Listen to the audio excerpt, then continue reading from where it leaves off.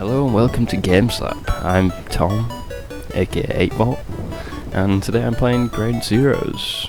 So I did play through this game once before.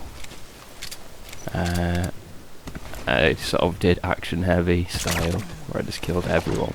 This is supposed to be 40 enemies. You should move the bodies of enemies somewhere out of sight. I'm pretty sure I killed most of them. Spent about two or 3 hours just running around, seeing what weapons I could find, blowing stuff up, just having fun. And this run I'm trying to do a stealth run. I did start from the beginning recording, Eyes open, but boss. the first piece of footage I recorded got corrupted, so here I am. This is the second piece. It's about a couple of minutes in. I've tagged the enemies near the starting area, and I'm trying to make my way to the prison. But on my way there, I'm trying to take out as many enemies as possible. I'm not trying to kill people either. I'm trying to be a non-lethal run. So yeah. I'm also playing mouse and keyboard, so I do keep forgetting the controls. It requires That rain just a won't bit of let up. patience. It'll help you stay out of sight. If But I'm watch you don't just get hypothermia. being a bit slow. I do actually like this game with mouse and keyboard though. It seems to work very well. I always felt like the buttons had a bit too many things mapped to them with Metal Gear Solid games on a control pad. So this works quite nicely with a mouse and keyboard.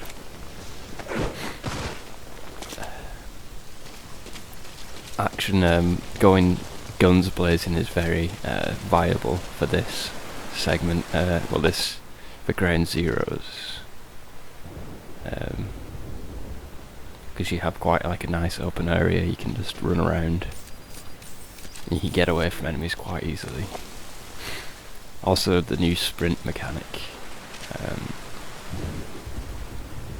is very useful because you can sprint. You have an unlimited sprint, so you can just peg it away from any sticky situations. There's a little bit of a frame drop there. That was to do with my recording software.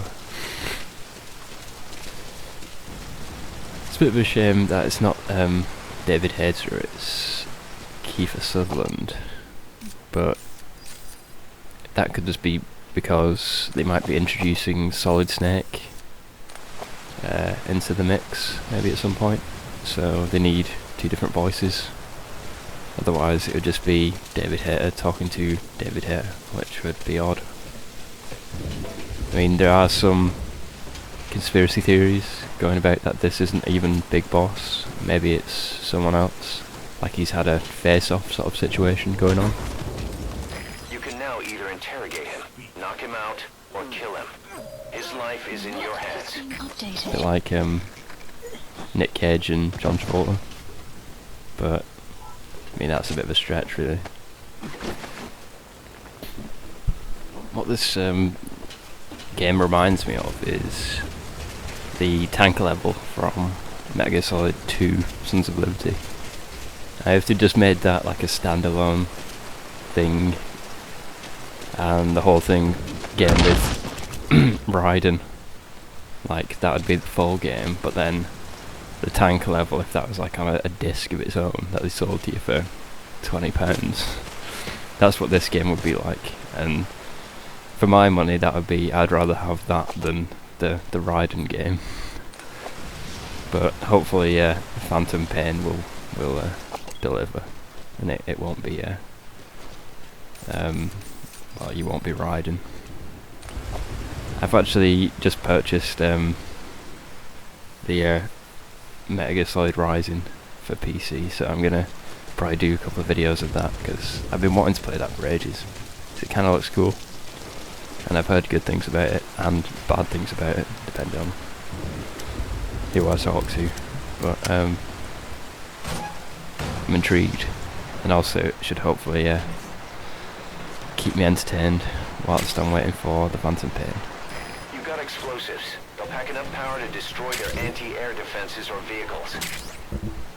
So that is something else I'm going to be doing as well as my stealth run. I'm going to try and have a sort of explosive end and destroy the anti-air stuff.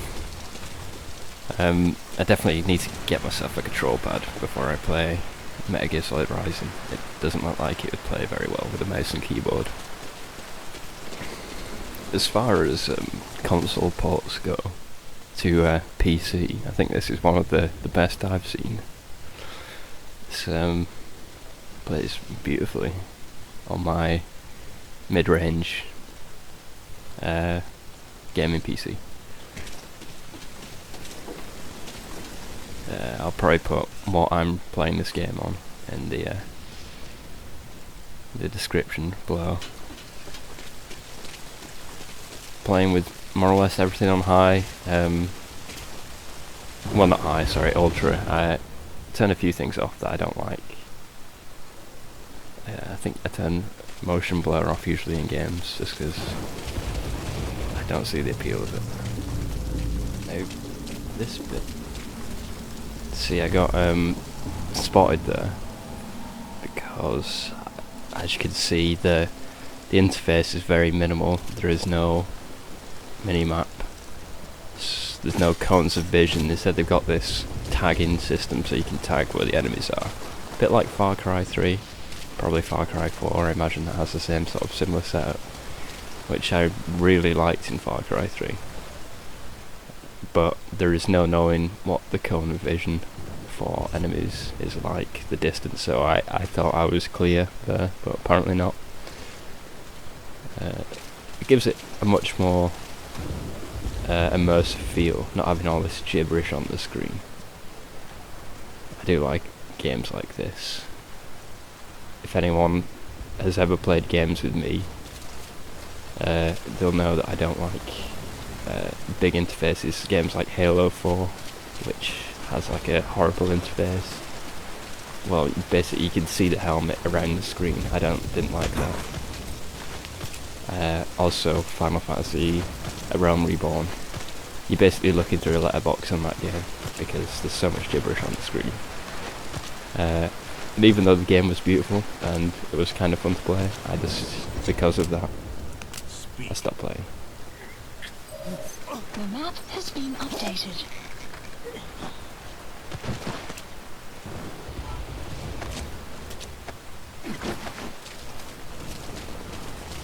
Whilst we're here, I'd like to mention how bad the Steam Christmas sales have been. The only things I think I've bought is Super Meat Boy, which I'm probably never going to play again. I played for about 5 minutes and was like, meh.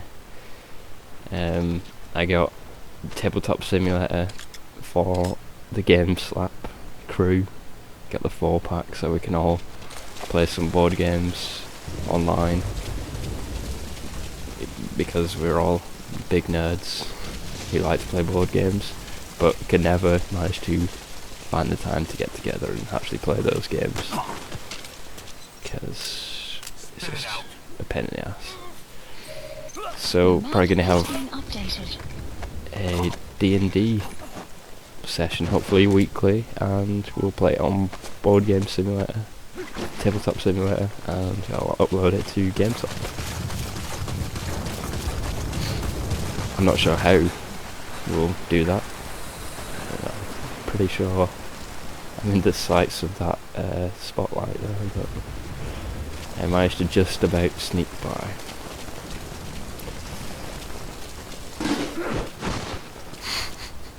He so violently throws them.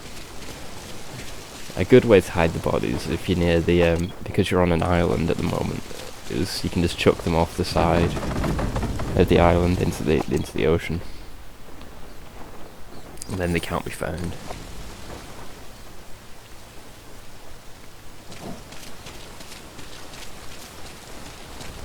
What other games we get? We got Bloody Trapland. We've got a 4-pack of that going, so we'll probably do a video of that. That's an irritatingly hard game, and I can imagine it only gets harder with 4 players all bouncing on one another. But apart from that, no, there hasn't really been anything that's caught my eye on this sale. All the deals haven't been particularly good. Might just wait until the last day and see if they do some final discounts, something good. Always looking for good multiplayer games that we can play together. Because that's the kind of videos I do on the GameStop channel. Apart from now, obviously, I'm doing this Mega Solid video because we've not brought out much content recently, so I'm just trying to find new ideas. So it's basically me just blabbering on to myself whilst playing games.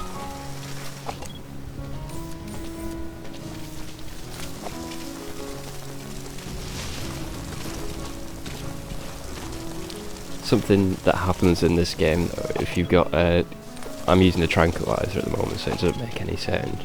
Even if you get a headshot, it knocks them out. But I also have a assault rifle with a suppressor, and if you just spray and pray with that gun, then the suppressor will deteriorate and destroy. Well, it'll fall to bits, which is quite an interesting mechanic.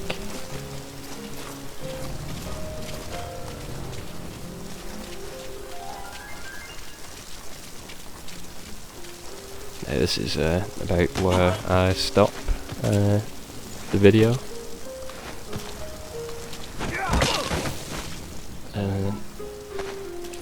Because it's a checkpoint here, and I'm right just around the corner from the prison where Chico is.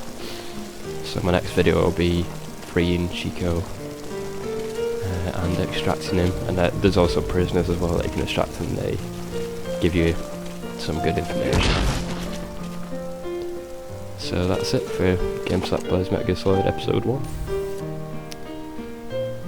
Thanks for watching.